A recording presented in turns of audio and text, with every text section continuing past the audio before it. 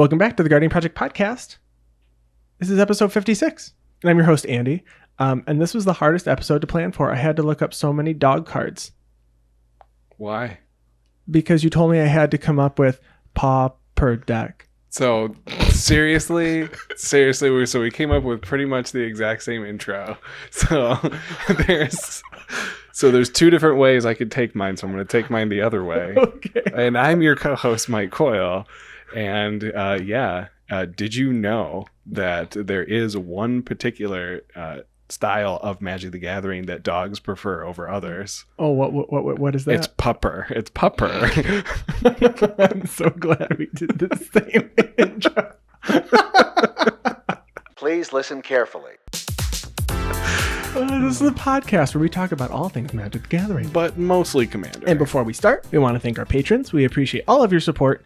If you would like to support, you can head to patreon.com/guardianprojectpod and donate for any dollar amount. Yeah, and if you're looking for another way to support the podcast, wherever you are listening to the podcast or watching the podcast, if you're on YouTube, if you could drop a like, comment, or a subscription, we'd really appreciate it. It helps us out a lot. We also have a TCG Player affiliate link located on our website at www.guardianprojectpodcast.com. Make your way over there. It's also a good place to find all of our content. If you didn't know, we've been uploading YouTube videos of our Commander streams as well. So if you're looking to check out some more Commander content, check out our YouTube channel. Some of those videos might be delayed a smidgen. I mean, there's a lot of content out there for you to absorb in the meantime. Yeah, I have, I think, like 7 videos sitting there ready to go. I just have to upload them. Yeah. I'm waiting on like deck lists. I gotta type the whole thing out. We want to make sure that they're as complete as possible. Yes. So judging from our intros, you may have figured out what our topic is this week. Yeah. But Coyle, why don't you tell everyone what we are talking about? So this week we are going to talk about Pauper Commander. So we were recently challenged by another podcast group and YouTube group, streaming group called Tap That MTG. Shout outs to them. We've streamed with them. Has it been 3 times or only the 2 times? It's 3. They joined our show and then we joined theirs twice. Yeah. So we've streamed with them 3 times, and the last 2 times they've actually issued challenges to us. And the first time was an uncommon Commander challenge, and this most recent time was actually Pauper Commander. So we put a lot of work into our decks that we put together for it, and we learned a lot about Pauper Commander format. And so this week we want to talk about that. And then for the Commander of the Week, we're going to touch base on both of our commanders that we made. So your Aven Wind Guide and my Bear's Companion. We'll talk about those after we talk about, I guess, Pauper Commander in general. So our first topic here is what is Pauper, or specifically what is Pauper Commander? So Pauper focuses on common only cards, common and uncommon. But for this format, you can use an uncommon or common commander based on whatever rules that you have found. Rule 0 is a thing. So as we looked up all of the different rules for Pauper Commander, we have seen that you can use a common or an uncommon, and it doesn't have to be legendary. We saw only uncommon listed. There's articles on this from 2012 to articles on it from this year. Yeah. So because it's not like a full format that is supported by any specific rule set, it's been made up. So right. We said it can be a common or an uncommon commander, and it didn't have to be legendary. So I picked Aven Wind Guide, which is an uncommon card from the Amonkhet block for mine. So I made Blue-White Flyers, and then Coyle made a teamer deck that played with bears, and we both played token decks. That's right. Yeah, Bear's Companion teamer from Khans of Tarkir, which I did not play during Khans of Tarkir, so it was a new card to me.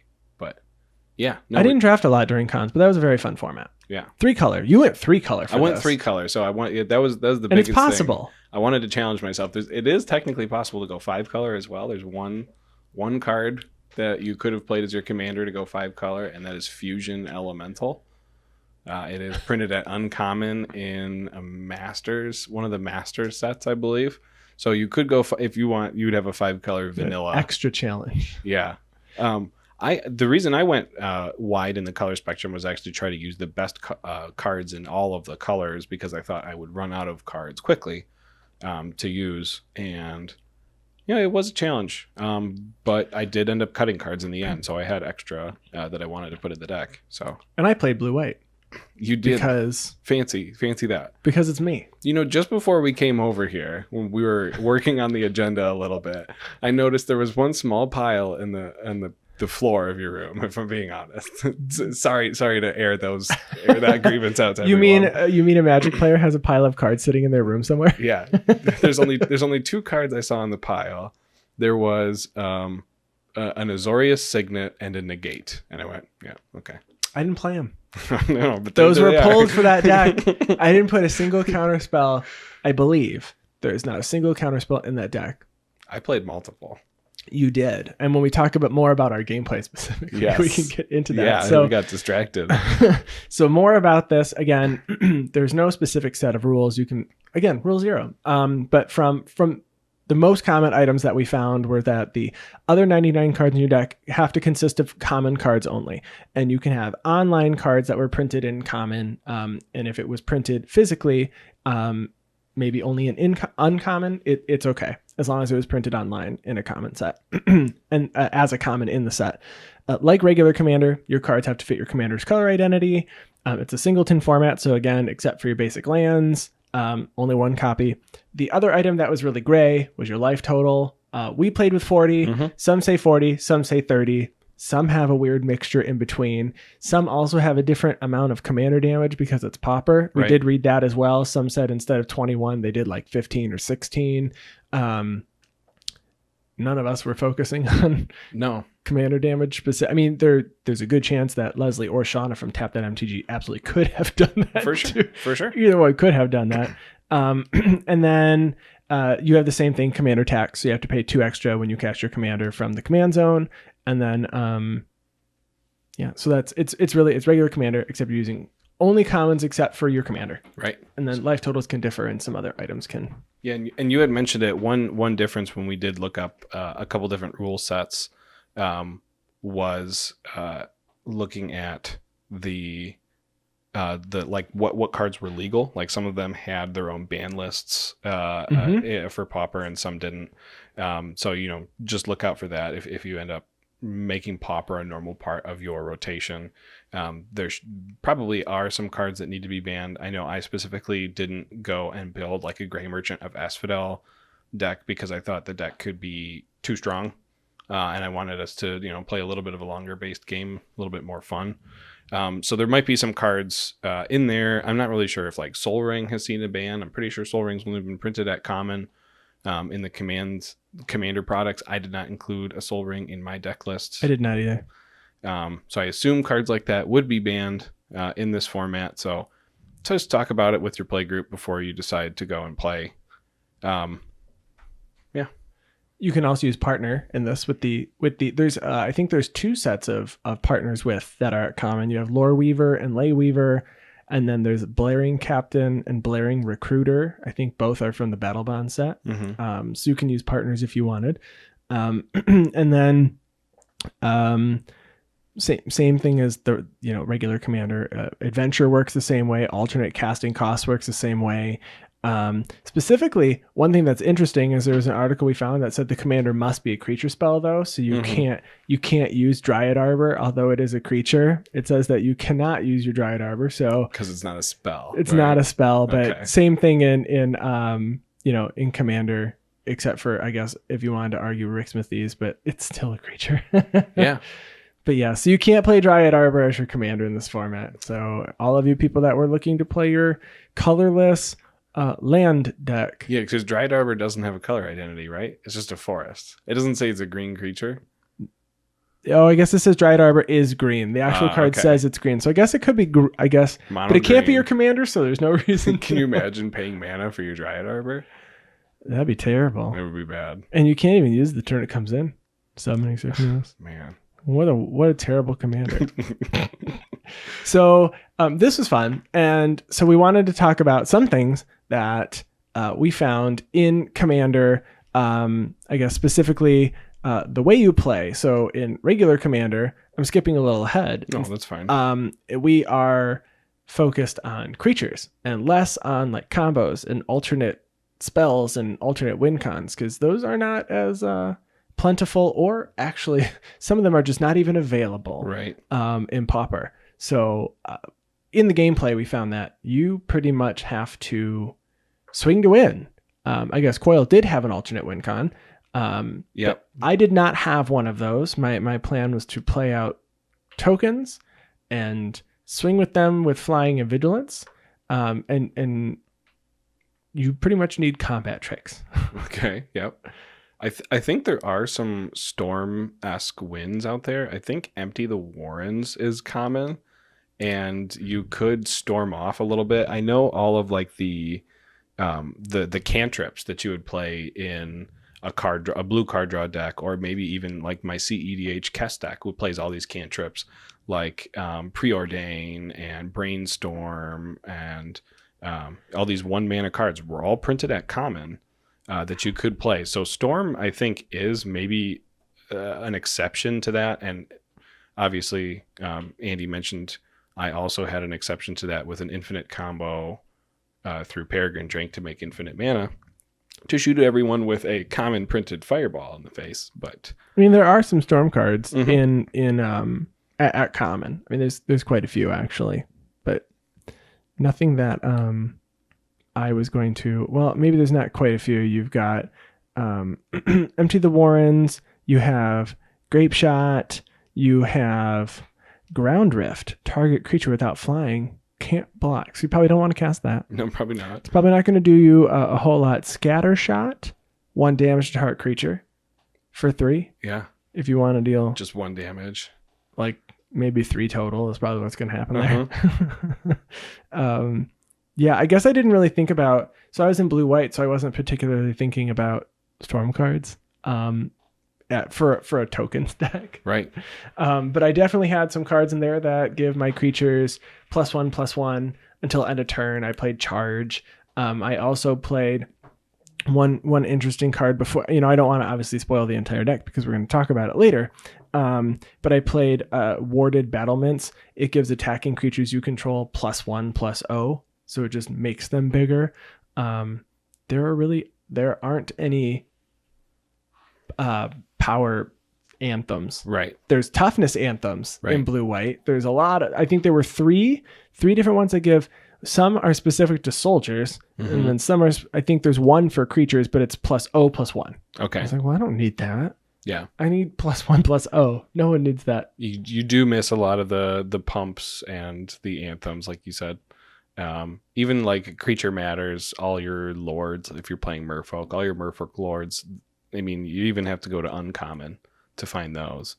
So really, it's just going to be whatever the base power and toughness of the creatures are that you're putting out there, and it's creature-based format. So +1/+1 counters are a big way to get your creatures big.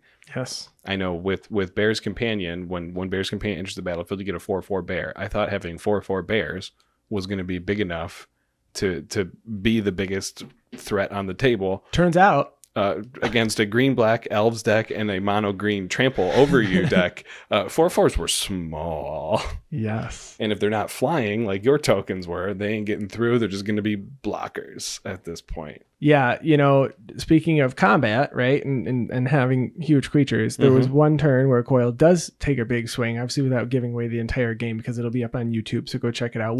We'll tweet about it and post on it when it's available, but there's a turn that Coil swings at me, and I was like, I guess I block with literally everything because I'm going to die if I don't. It's true. So my stuff was smaller than everyone's. I did not have anything large. Right. No, my plan was to politic my way through that. So, which is Leslie's shtick. Yeah. So I did a really good job. You did. You took over her job. I had to. I was like, Leslie, this is how it goes, right? She was like, I mean, yeah, you need to have friends. So yeah. So I guess playing into that. So yeah, instead of anthems, you see a lot of pump spells that were used. Yes. There were a lot of. I had a bunch of combat tricks and pump spells in my deck with like Uncaged Fury to give double strike. I had some fogs built into mine as well. So if you build the deck based around combat, then you're going to see more of that. You're going to see the combat tricks. And in Pauper, I mean, common combat tricks are a dime a dozen. You're going to see a million of them. Cards that you thought were really good in limited, they're probably good in Pauper Commander. If you've drafted a set like twice, you probably have a Pauper deck that has cards that revolve around some uncommon from that set. So if you've ever drafted Dominaria, you've probably got a full Slimefoot Pauper deck. Right. If you drafted Ixalan, you probably can make a Merfolk or a Pirate deck. Yeah, or maybe vampires. A combination. Or all vampire. three. You probably don't want all three. You're in so many colors that, but Morophon, 3-color, 3 somethings. Which was the other nice thing, right? So we're playing we're building these decks, and these are super budget. So I think my deck cost $30 total to make, and I think that was Card Kingdom prices. So if I compare that to TCG prices, I think what my deck ended up coming to, so $24.10, and I had to spend $6 whole dollars to make this deck. So, and now granted, I did spend like 4 hours searching through commons. That's true. So if you're willing to search through your commons, great. And if your commons are already sorted, like some sets I have, then you're even better. But I went through at least 12 fat packs worth of unsorted cards just to find so many of these. And you probably saved 2 cents doing that. Yeah, I mean, is it worth spending the $20? No. I'm glad I did that. And I got to find a bunch of cards. I had rares sitting in common fat pack boxes. Nothing good. I like a full commander deck sitting in there. One of the precons, I think it was the what's the Bant one? The Bant Commander. It's got flying, Derevi. It was like almost that entire deck was just sitting in the middle of a full box of commons. I was like, oh, look at all these cards I got. That's a really good deck too. It's like a really good deck. It's like a really good deck. It's like, I mean, arguably one of the best commanders in the current format right now when talking at a competitive level. But Derevi? Yeah. The Bant one? If you're into that kind of thing. Yeah, if you're into that kind of control thing. Staring right to now. Be fair, I don't know what it's called. I need to figure out what it's called. What's it called when someone likes almost all styles of deck, except for the ones that are slow and dirtily like Enchantments Estrid, which I do not like that deck. I play everything. In constructed formats, for the most part, I play aggro decks. Like in Modern, I play Zoo. In Draft, I usually draft something that's going to go pretty quick. I have some control decks. I like all the kinds of decks except Enchantment Dirtle do nothing. So Enchantment Dirtle do nothing decks to me are like considered prison decks, I guess. Where it's like, you can't touch me and you can do a lot less than what I'm doing, and I'm eventually going to win. But I play Lavinia, Azorius Renegade. Which is a straight prison. But not Dirtle. It goes prison as fast as possible. That one's okay to play, though, because sometimes it does nothing.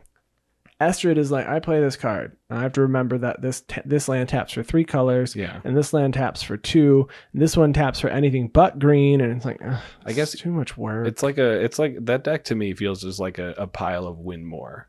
Just the whole deck is just a pile of win more cards. That's a pretty good way to explain it. And you just snowball. So what's that player called? You got control players? You got aggro players? An anti-win more, just a good player. No, sorry. Just a good player? No, Wow, thank you so much for calling me a good player. I just think that dirtling around is like the worst strategy you can do in Commander. It's something that we learned is sometimes you got to swing with those 1/1 dorks. If you're Take them out.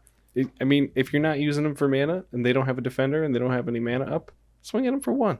What could go wrong? I mean, first blood. Get in that damage. So we digress. We do that a lot. Classic Guardian Project podcast.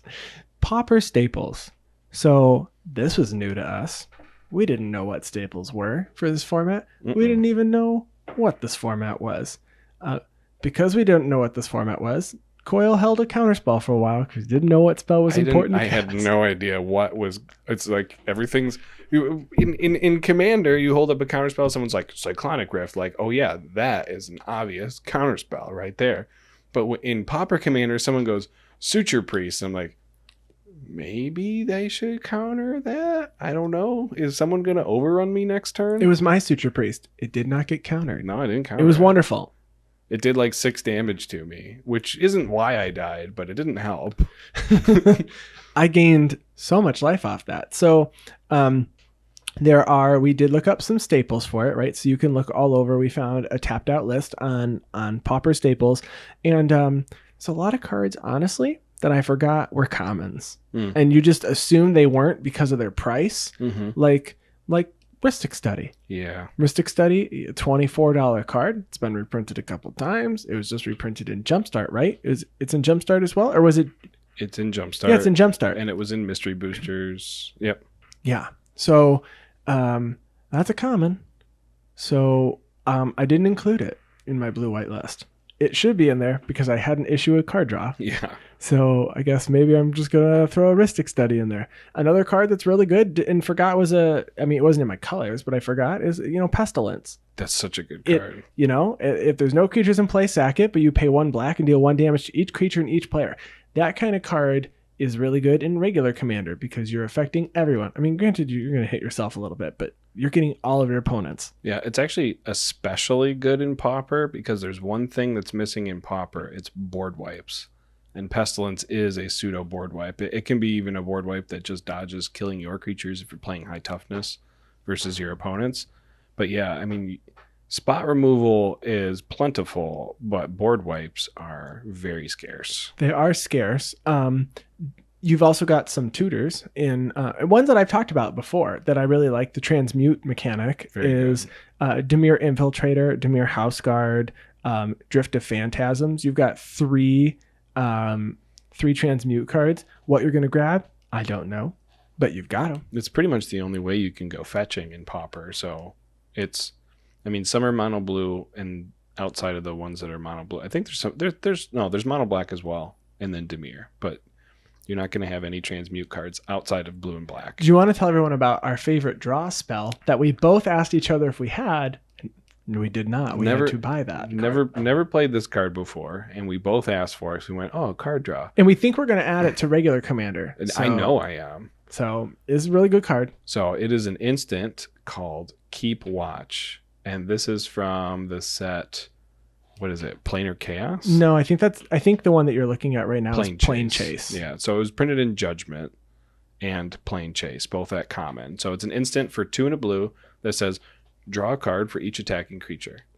Doesn't say attacking creature you control, just attacking creature. And in a very creature-heavy based format, this card might draw you 4 cards, 5 cards. I mean, 3 mana to draw 4 cards is automatically amazing. I would pay 3 to draw 3. Yeah. I mean, there's cards out there. It's pay 1 to draw 1. And then you pay 3 to draw 4.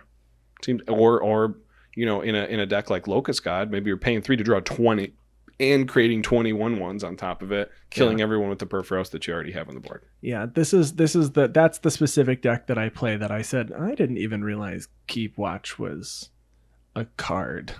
I didn't even realize it existed. No. And then you have other cards that are reusable, like one of my favorites, Capsize. Yeah. And it's got buyback. 1 blue, and then 3 generic. You can buy it back, so it comes back to your hand instead of going to your graveyard. And it's return target permanent to its owner's hand. We had a creature coming at us that had over 10 power at one point. Mm-hmm. It didn't have trample. That was our only saving grace. Yeah. But that thing was huge. So I was ready to give it double strike as soon as it wasn't blocked against someone other than me. So some of the other commons, really easy to see in Ramp. You have Cultivate and Kodama's Reach, both printed at common, as well as I believe Nature's Lore is also printed at common.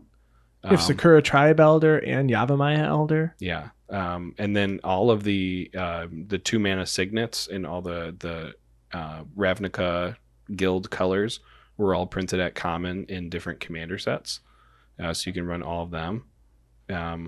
You can't run the talismans, unfortunately. The talismans were all printed at uncommon. I think you have what? You have the signets, the clue stones, and are the lockets uncommon? Lockets are uncommon. Mm-hmm. Yeah, they are. But even like Prismatic Lens, the little 2 mana artifact is printed at common that helps you out. One of the cards I really like, it's like one of my favorite cards to play in regular Commander, and it's always been printed at common, obviously, but I haven't been paying attention to its common printing, is Ghostly Flicker. So for 2 and a blue, you exile 2 target artifacts, creatures, and or lands you control, then return those cards to the battlefield under your control. It's great for doing combat tricks. I like blocking with creatures against other creatures that don't have trample and then blinking them away so the damage doesn't get through, my creature doesn't die, get an extra enter the battlefield effect. But it combines really well with cards like Archaeomancer, which are also Pauper legal. It says when it enters the battlefield, return target instant or sorcery card from your graveyard to your hand. There's like 4 other cards other than Archaeomancer that literally do exactly the same thing that Archaeomancer does. The extra mana doesn't really matter. It didn't feel like I was too slow. No. In this format, and I was playing pretty slow, and I started out with 6 cards because I had a double mulligan because I could not get lands in my hand. Right. And I felt okay because someone played a card that let us all tutor for a land, which got me the white that I needed to play the game. That's very true. That actually was really nice. Yes. And you were playing 3 color. Did it get you your 3rd color? Or did you already have it? I was already fixed. So I do run like 15 multicolor lands. Including like Command Tower. Command Tower is printed at common, so I highly recommend using that in all of your Pauper decks. Commander Sphere. Commander Sphere, I think we both ran Commander Sphere in our decks. And then obviously Terramorphic Expanse, Evolving Wilds, the Guild Gates, the Gain Life, Tap Lands. I played all of those, and I was still left with 22 basic lands after that. So, but a lot of cards that can search for basic lands in Pauper, so it was important to play that many basics. Yeah, for your lands, you've got your bounce lands, you have the Boros Garrisons, the Azorius Chanceries, so those are really good to help you get additional lands. But you can play things like Bojuka Bog if you really need it. There are some graveyard strategies. There are some uncommon, non-legendary creatures that can bring things back. I believe there's one in Core 21. You can pay, it's the Dimir one, you can sack it and return a creature from your graveyard, I think, to the battlefield. Or it's either from the graveyard to your hand or graveyard to the battlefield. The Stitchers something. Yeah, I think it's to your hand. Is it to your hand? I think so. So there are some, that card exists that you could use to get stuff back. The cycling lands are really nice. There's a lot of common cycling lands that have been printed. Slippering Karst, Smoldering Crater, Tranquil Thicket, Remote Isle. Mm-hmm. I think I ran the cycling. I ran desert. Both deserts have it, right? Or all the deserts, Desert of the True and Desert of. Do those ones have cycling as well? Yes. Yeah. So Desert of the Glorified. There is a desert that doesn't have cycling. Those are the ones that you sacrifice a desert to do an extra ability. Yeah, I played one of the deserts. You could sack it and make a Zombo. Yeah, Cradle of the Accursed. Yes. It was the first time that I had ever really realized that land existed. Yeah, I don't even play that in my zombies deck because I don't want to sack a land. Yeah, well, in my deck, you make a 2/2 zombie with flying and vigilance. That's pretty good then. It's pretty great. It's pretty great. So there's a full list. If you head to Tapped Out, there's a Pauper EDH staple list that was very interesting. Afterwards, I looked at this and I said, man, Mystic Remora and Rhystic Study? Man, I went wrong. I should have played some of these. But to be fair, Mystic Remora is not great in this format because a lot of people are playing creatures. That's right. From our experience. Right. So if you have a Pauper Commander, let us know what you're playing. Yeah, and actually challenge us to some games because I want to play this deck more. Yes. I only got to play it like the one time, so I want to play it more. I don't even know what power level. Do you know what power level you think this deck is? I got lucky. Okay. When I was playing, I think, in a few instances. I don't think my deck should have done as well as it did. I did the other part of the Commander format, which is politics. Your deck was really good. I just think that I don't think your deck was unfair at all. If you had gotten off your infinite combo, I'd have been like, this is crap. This is total garbage. I'm just curious, like if I were to take this onto the Play EDH Discord. Do they have Pauper on there? I don't think they do. So, but could I put this into number 1? What is number 1 and what is number 2? Those numbers exist, power level. It's true. But do number you think, 1. Do you think the reason I bring this up, do you think your deck could beat a precon? Because I do. I think my deck could beat a precon. It's iffy. You don't Depends think it on could? if they get that, like one of the precons from this year, like Jarina Kudrow, no, I don't think I can beat that deck. Or if you just switch out to the partner commanders from the Jarina deck, the Sylvar and Trin, I still don't think I can beat it. Or the cycling deck, I don't think I can beat a precon with mine. Okay. I really, maybe the original precons, because the power level is way different from Gavi Nest Warden all the way back to the Mimeoplasm. Like they're not even close. I'm not insulting the Mimeoplasm. You can build that and be a nasty deck. Oh yeah, there's some crazy stuff you can do. But the precon specifically, the old ones, Zedru, why were you in that deck? Zedru, what did you do? Just to get printed. For sure, that's why he was in that deck. Yes, that's why Zedru was in that deck. And it's like, well, if someone was playing the Zedru precon and they were playing a Zedru, maybe I could be okay. Sure. I don't know.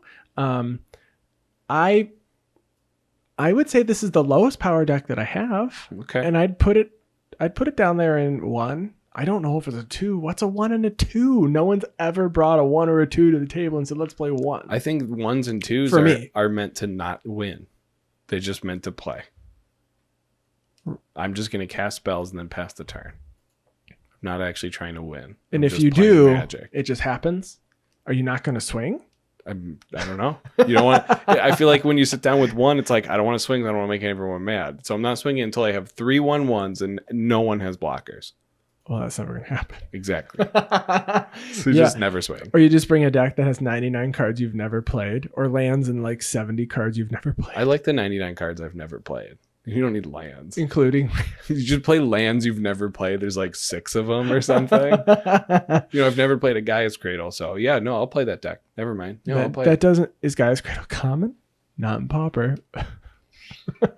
Different rule set. Okay. So you come to a regular table. This is the rule set where I get a free Gaia's Cradle. That's all I care about. Oh, okay. Yeah. I would like to play some Pauper Commander. So if you have a Pauper Commander deck or you're interested in putting one together because it costs next to nothing, you should do that. Do it. Challenge us. The other thing is, no, we talked about anthems. Yeah, we didn't really find many that fit, or at least I didn't find many that fit my colors. No, I didn't find any that fit my colors either. A lot of stuff printed at uncommon. It's not like you need to get into the rares and mythics to get the anthems and the power-up abilities, but they are at uncommon. So, speaking of that, I was searching through my cards, and I'm pulling out all these cards, and I was like, oh my gosh, all creatures get +1/+1 till end of turn. Oh, this is so good. This creature gets, +3/+4, and the number of cards I pulled off, and then as I'm setting them down, I was like, oh, this is uncommon. Crap, this is also an uncommon. Man, that set symbol wasn't very silver to me.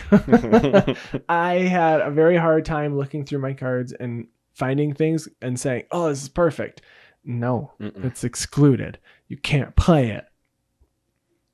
I know. When we talked about uncommon creatures as commanders in a previous episode. We did. We had uncommon and non-legendary. So we basically talked Pauper, but we were talking specific decks that you could build around with like combos around them. Right, but that was with the 99 being unrestricted.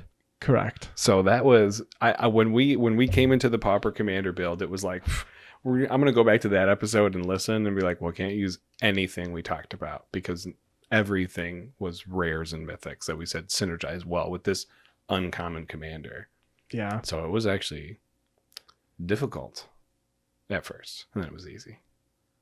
Good dice. I changed mine entirely because I think last week on the podcast I said I was going to play Risen Reef. You did say that. And then literally last minute I said I don't want to play Risen Reef because it'd be the 4th green deck that was at the table. And I said no. I'm the only person who didn't play green. It's true. And I said no. I like tokens. I like things that fly. Vigilance is great. And my commander, I can have 2 of it on the battlefield at one time.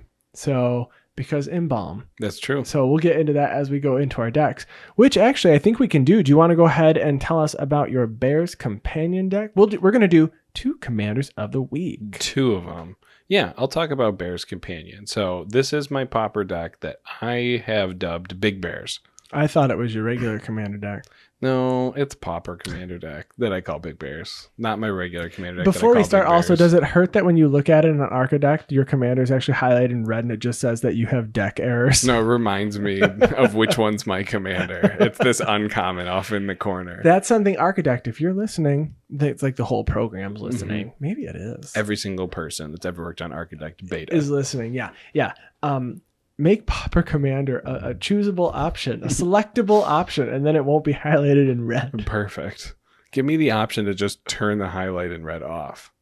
Oh. That's all I need. Well, I want the view deck errors gone.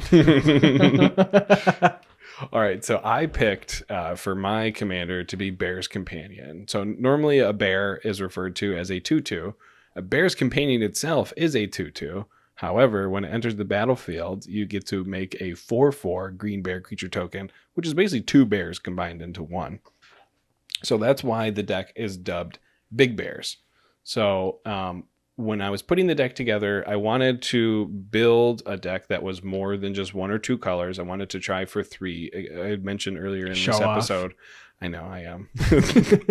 I had mentioned earlier in this episode that you could go 5 color with Fusion Elemental, but I figured that was just kind of dumb because Fusion Elemental in and of itself is only just a vanilla 8/8, I think. You think you can 8/8 for 5 mana, which, might have been pretty good. And then you could play all the Pauper staples from every single color. But I wanted my commander deck to be built around my commander, as Andy and I oftentimes do, build it completely around the mechanic behind the commander itself. And the mechanic is entering the battlefield to make a 4/4. So I built my deck around the mechanic Ferocious, which cares about having a creature with power 4 or greater. There is Formidable, which is having a total power of 8 or more on your side of the battlefield. And then also Blink abilities. So I play Displace and Ghostly Flicker. Those are the 2 main spells that I want to continuously loop, basically, is the goal of the deck. And those 2 spells will both exile 2 creatures I control and then bring them directly back to the battlefield.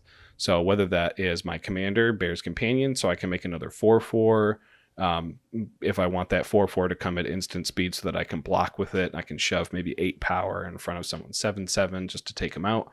Or if I'm just looking for a little bit extra value and I know I'm going to bounce my Izzet Chronarch, which is essentially the same thing as an Archaeomancer, to return my blink spell to my hand. My deck was just trying to generate board state advantage every single turn. Being in teamer colors, you do have access to blue, so there are some blue counterspells that you can play. I played Arcane Denial and Counterspell, along with cards like Force Away. So Force Away is a Ferocious Matters card, so it's return target creature to its owner's hand. If you control a creature with power 4 or greater, you may draw a card. If you do, discard a card.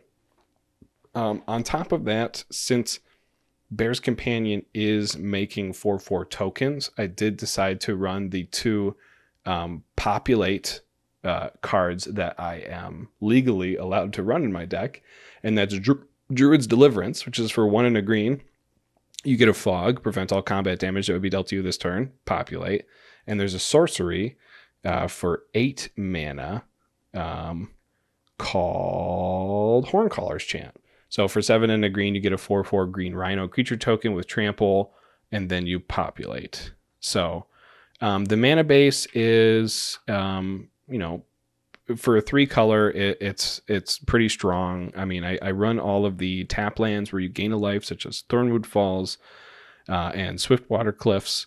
I run the Guild Gates and the bounce lands that are legal, just to get as many 2-color combinations in there. I do run Command Tower, Evolving Wilds, Terramorphic Expanse, and Ash Barrens to help fix my mana as well.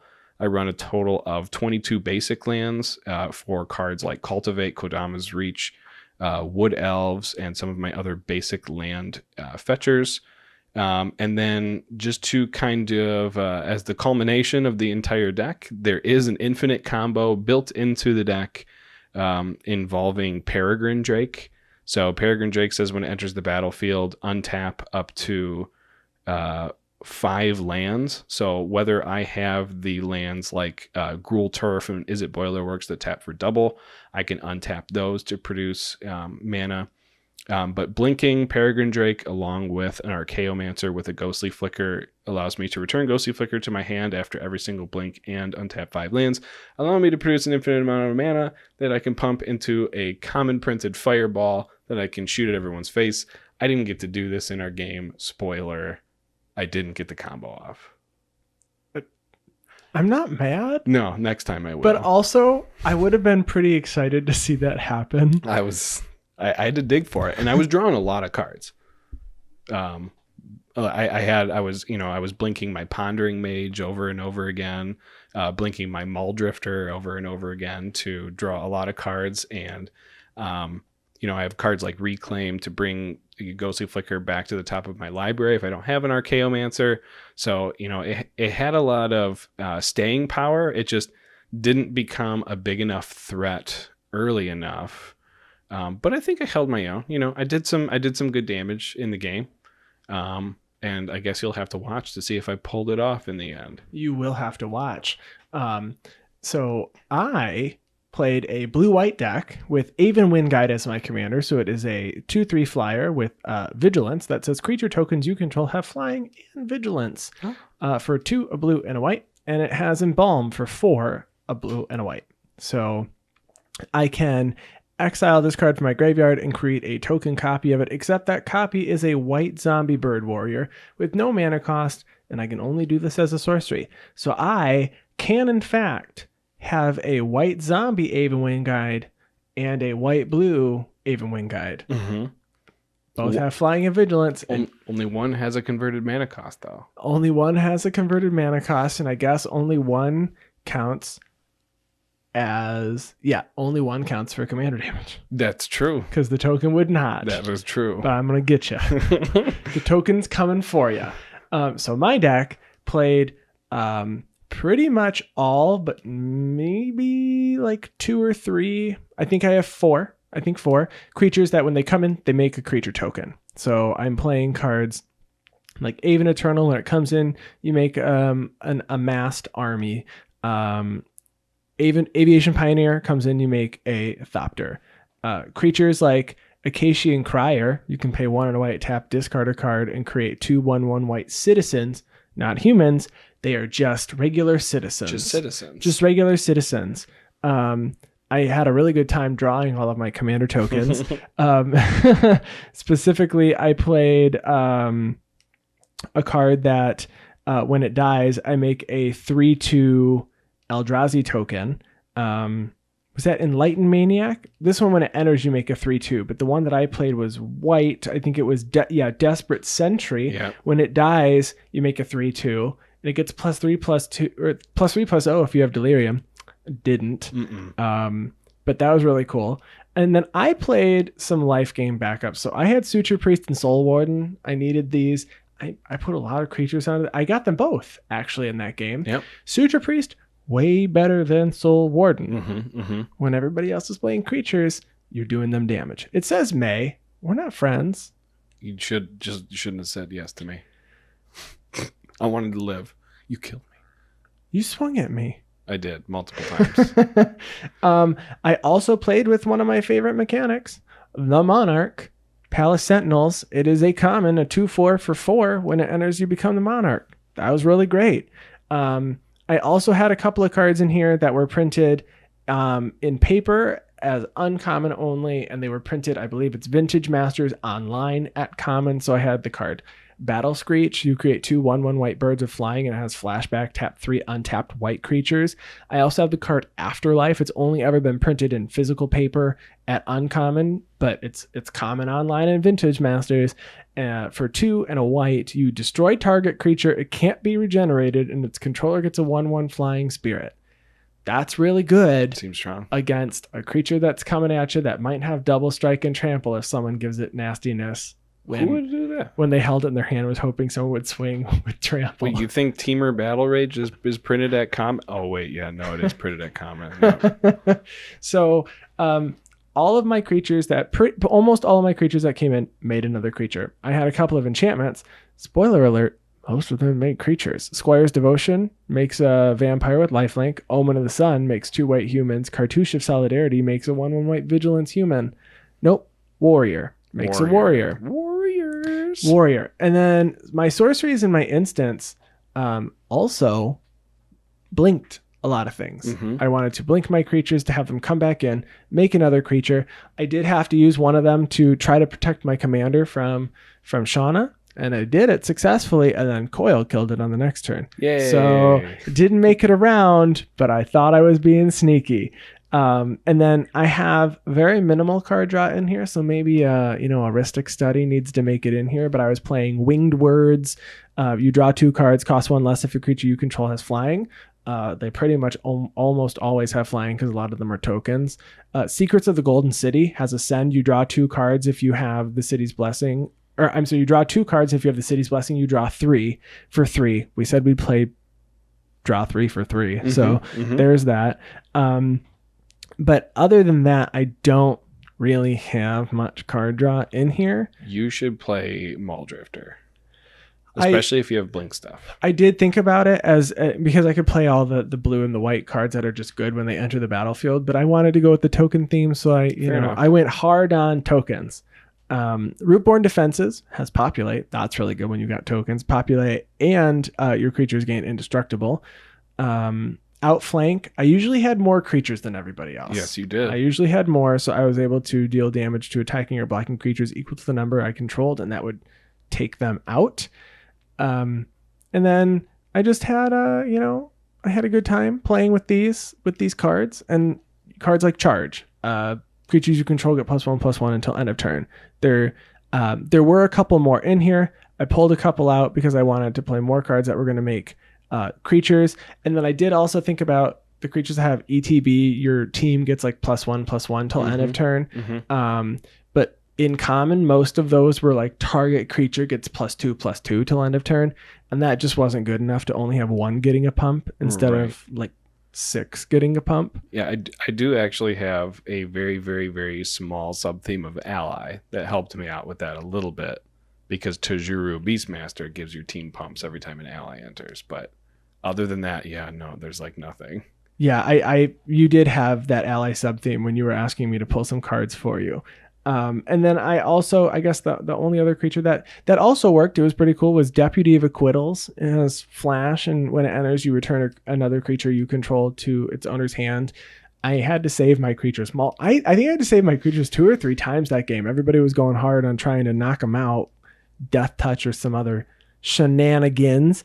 But Embalm was really interesting. I have it on Aven Wind Guide. I also have it on Anointer Priest. When a creature token enters the battlefield, you control. When it enters the battlefield under your control, you gain a life. I did not see Anointer Priest, but that would have been really, really good. Oh yeah, that would have been really great. And that also has Embalm. So I did have the Aven Wind Guide token out on the battlefield at one point, and that was really fun. But I didn't have the actual token.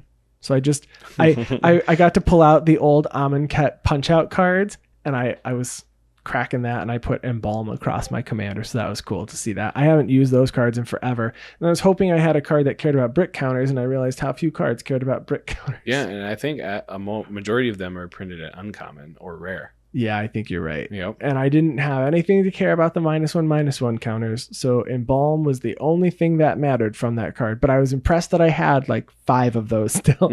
So I got to use those. And then I did also have I only had 3 artifacts for ramp for me. So I had a Mind Stone, a Commander Sphere, and Azorius Locket. I think next time I might put in the Azorius Signet. And then maybe some other cheap ramp, because there's a couple others that I could have played. There's the Pristine Talisman in colorless, and but I never felt like I was short on mana, but I always felt like I was more short on cards. I feel like if I was able to draw more, I would want the mana. So I think I need to do in combination, cut a few cards that were not doing a whole lot. And I am running 26 creatures, and maybe I cut 1 or 2 that don't make a creature token for me. And I think the one that I was most excited to play, and I didn't even see it, was Moonblade Shinobi from Modern Horizons. It has, when it deals damage to a player, create a 1/1 blue illusion creature token with flying. That's really great. Give me those flyers. Oh yeah.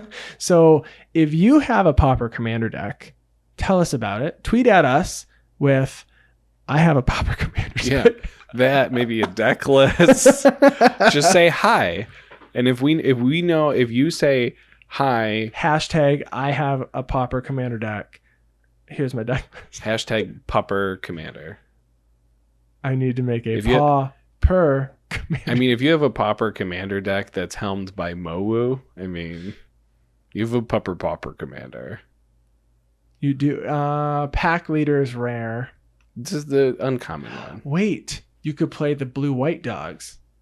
Or not blue-white, red-white dogs with the Alpine Pack Leader. Pack Leader sounds right. Alpine, ALPI. We're going to spell it out loud. Boros. Out loud. Boros Good Boys Tribal. Boros Good Boys? Yeah, Alpine Pack Leader is a pretty cool card. Nope, that's not it. That's not it. It's not Alpine Pack Leader? No. What card is that? Is it Alpine Guide? I see Alpine Pack Leader. Nope, it's not Alpine Guide. It's Alpine Houndmaster. Houndmaster? Mm-hmm. Okay, well you could play that and just play all the dogs, and every time you cast that card, you get to search for. But you can't. You can I search guess more you than can once. get- You can get free shuffles. Your commander has a tutor for 2 cards, hopefully that aren't in your hand when you start the game. Mm-hmm. Mm-hmm. But it alone is pretty good, right? It gets +1/+1 for each other attacking creature you control. It can get beefy fast. Oh yeah, that actually would be pretty cool. And it doesn't care if they're dogs. But you can't play the Scotty named Pack Leader that gives other dogs +1/+1. So are you really doing it right? Look how cute this Scotty Pack Leader is. He's all regal and like, y'all get +1/+1. But why is it like I'm not looking at it? Is it standing on like a cliff? Yeah, it's Did like it on a go? rock. Did it go to like the Grand Canyon to look over the It's edge? basically being like With the Segway guy. it's like the Lion King standing on Pride's Rock at the beginning. I'm just a dogs. dog. But he's got. Is he wearing a helmet too? Yeah, and armor. And armor. He's BA. That dog has got it going on. I built Boros But you can't Good play that in Boys. Pauper Commander. So No, again, you we can't. It's digress rare. back to It's these rare. rares. I know. So send us your Pauper deck list and reach out to us to play some Commander. We want to play more with these Pauper deck lists. Yes. And we want to thank you all for listening. If you want to contact us, you can find us on Twitter at GuardianPod. You can find me on Twitter at ATFlory. You can find me on Twitter at WormCoilEngine. And you can email us at guardianprojectpod@gmail.com. And if you're on Discord and you want to join the discussion, send us a message and we will get you an invite. We'd be happy to have you. And we will see you next week. See you next week. Literally. Episode With my eyeballs. 57. 57. Is next week. That's next week. Because this week was 56. That means last week was 55. Schwiggity schwat. 55. Are you playing Treasure Cruise in your deck? You know that's common, right? I'm not playing Treasure Cruise. Play Treasure Cruise. Am I doing it wrong? You gotta play Treasure Cruise. Omen of the Sea. I'm not playing Omen of the Sea either. I like that one doesn't card. make creature token. That scries and draws. Neither does Treasure Cruise. It's just they're just for card draw. Treasure Cruise draws you card. Yeah. Treasure Cruise. Treasure Cruise. Treasure Cruise. Treasure Cruise. Treasure Cruise. Treasure Cruise.